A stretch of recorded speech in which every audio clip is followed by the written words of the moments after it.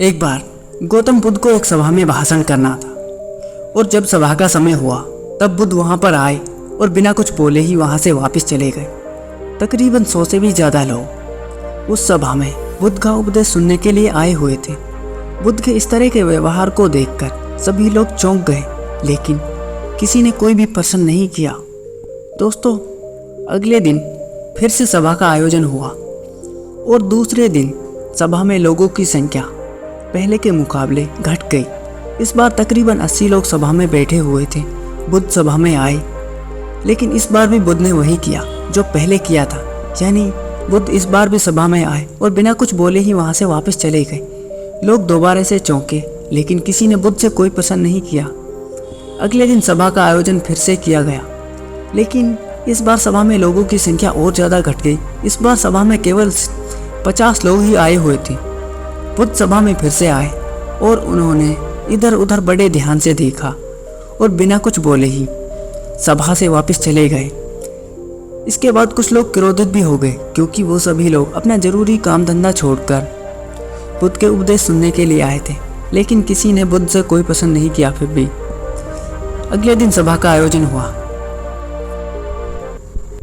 दोस्तों, आप लोग इस वीडियो को देखते देखते मन ही मन ये सोच रहे होंगे, अरे कितनी बार सभा का आयोजन होगा।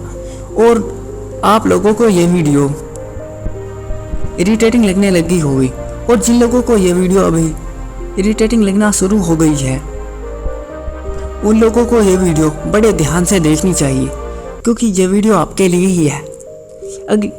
और दोस्तों, अब हम आते हैं अपनी कहानी पर। अगले दिन फिर से सभा का आयोजन हुआ, लेकिन इस बार सभा की संख्या और ज़्यादा घट गई, यानी इस बार सभा में सिर्फ 30 लोग ही थे। फिर उसके बाद बुद्ध सभा में आए, मुस्कुराए। फिर से बुद्ध ने वही किया, यानी बिना कुछ बोले वहाँ से चले गए। इस बार भी लोग बहुत ज़्यादा क्रोधित हुए। इस बार लोगों ने पीछे से कुछ कहा भी और बड़बड़ाए भी, लेकिन बुद्ध ने उनके किसी भी प्रश्न का कोई उत्तर नहीं दिया। दोस्तों, अगले दिन फिर से सभा का आयोजन हुआ। इस बार लोगों की संख्या बहुत ज़्यादा ही घट गई, यानी इस बार सभा में कुल मिलाकर 15 लोग ही आए हुए थे। इस बार बुद्ध सभा में आए, लेकिन इस बार बुद्ध अपना आसन ग्रहण कर लेते हैं। फिर बुद्ध बोले। बुद्ध ने उन 15 लोगों को उपदेश दिया और वह 15 लोग ही बुद्ध के भिक्षु बन गए। और वह आगे चलकर उन्हीं 15 लोगों ने बुद्ध के ज्ञान को अलग अलग दिशाओं में फैलाया। फिर एक दिन बुद्ध से किसी ने पूछा, महात्मा, आप कई दिनों तक बिना कुछ बोले सभा में क्यों चले जाते थे जब आपको कुछ बोलना ही नहीं था? फिर महात्मा बुद्ध कहते हैं, मैं उन लोगों को खोज रहा था जो लायक थे, यानी कि पहले दिन 100 में से ज़्यादा लोग आए हुए थे। उनमें से ज़्यादातर लोग सिर्फ आए हुए थे, उन्हें मेरे उपदेश से कोई भी मतलब नहीं था, वो बस आए हुए थे। और उसमें से भी ज़्यादातर लोग सिर्फ देखने और सुनने के लिए आए थे कि सभा में क्या क्या होता है। वे मेरे काम के लोग नहीं थे, क्योंकि वो लोग मेरे ज्ञान को औरों तक नहीं पहुंचा पाते। मुझे तो उन लोगों की खोज थी जो मेरे ज्ञान को जन जन तक पहुंचा सके। कई दिनों तक सभा से बिना बोले ही मैं इसलिए चला गया, क्योंकि यह देखना चाहता कि वो कौन लोग हैं जिनके भीतर वास्तव में प्यास है। जिन लोगों के भीतर वास्तव में प्यास थी वो लोग अंत तक जरूर रुके, और जो लोग बस ऐसे ही आए थे वो लोग पहले या दूसरे दिन ही चले गए। जिनके भीतर धैर्य था उन्हें मुक्ति का मार्ग भी मिला, और जो लोग जल्दबाजी में थे वो लोग अब घर बैठे हुए हैं। सवाल ये नहीं है कि मैं तुम्हें क्या दे सकता हूँ, बल्कि सवाल यह है कि तुम क्या ले सकते हो। तुम्हारा पात्र कितना बड़ा है और तुम कितने हकदार हो। जितने के तुम हकदार हो उससे ज़्यादा तुम्हें नहीं मिलेगा। फिर वह व्यक्ति बुद्ध से पूछता है, महात्मा, लायक कैसे बने? फिर बुद्ध कहते हैं, धैर्य के द्वारा।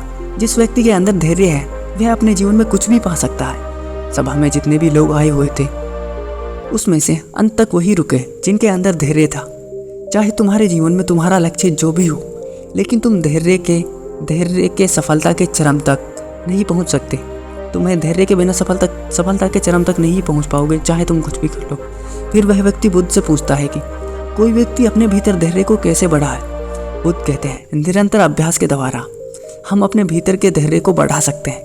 जैसे कोई व्यक्ति जब ध्यान करना शुरू करता है तो उसके मन में उसके सामने कई सारी अड़चनें आने लगती हैं, लेकिन उसका धैर्य उसे एक दिन उसके लक्ष्य तक जरूर पहुंचा देता है। फिर वह व्यक्ति बुद्ध से पूछता है, मैं समझ गया महात्मा, मैं समझ गया, यानी मुझे धैर्य के साथ निरंतर अभ्यास करने की ज़रूरत है।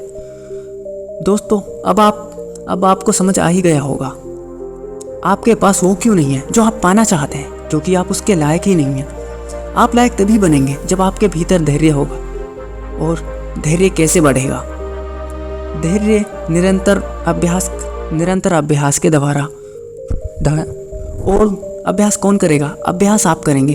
तो फिर करते क्यों नहीं? दोस्तों, खुद से ईमानदारी के साथ एक प्रश्न जरूर पूछिए, जो आप भविष्य में बनना चाहते हैं उसके लिए क्या आप धैर्य के साथ कर्म कर रहे हैं? दोस्तों, अगर इसका उत्तर नहीं है तो आप अपनी असफलता के लिए जिम्मेदार आप खुद होंगे। दोस्तों, अगर आपको हमारा काम अच्छा लगा हुआ तो आप हमारे चैनल को सब्सक्राइब कर सकते हैं। आपके एक सब्सक्राइब करने से हमें काफ़ी ज़्यादा मोटिवेशन मिलता है। थैंक यू, शुक्रिया, दिल से धन्यवाद।